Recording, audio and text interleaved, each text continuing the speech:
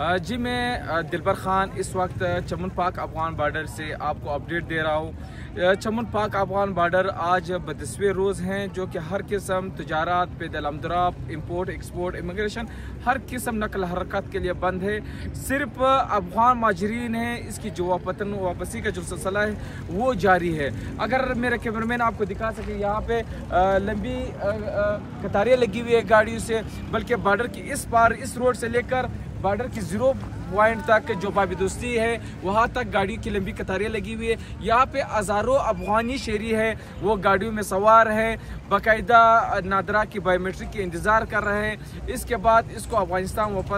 वतन वापसी के जाने की इजाज़त दी जाती है। जबकि यहाँ पे अफगान माजरीन का ये कहना है कि सिस्टम और अमला कम होने की वजह से तकरीबन हमको 2-3 दिन गुजारना पड़ता है, जिसकी वजह से हम रात भी यहाँ पे गुजारे, दिन भी गुजारे, रात को सर्दी होता है। इसके अलावा अगर बात की जाए सरकारी आदाद शुमार के मुताबिक 2 लाख से ज़्यादा अफराद जो अफगान माजरीन हैं वो अपने वतन जा चुके हैं। जबकि इसके अलावा यहाँ पे जो गाड़ी वाले की भी यही शिकवा है कि हम यहाँ पे बड़े पैमाने पर अफगानिस्तान तो जाते हैं, लेकिन वहाँ पे आने में बहुत सख्त दुश्वारी है, जिसमें 3 से 4-5 दिन लगते हैं सिर्फ आने और स्कैनिंग और चेकिंग में। इसके अलावा अगर बात की जाए वहाँ पे पाकिस्तानी शहरी भी बड़े पैमाने पर फंसे हुए, यहाँ पे बाकायदा इमिग्रेशन और वीज़ा होल्डर जो कि अफगानिस्तान कानूनी तौर पर जा चुके हैं, जबकि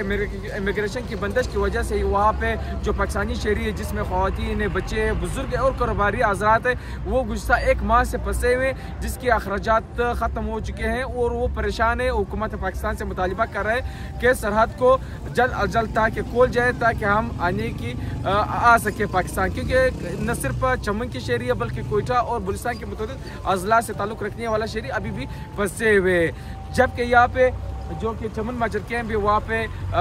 बाकायदा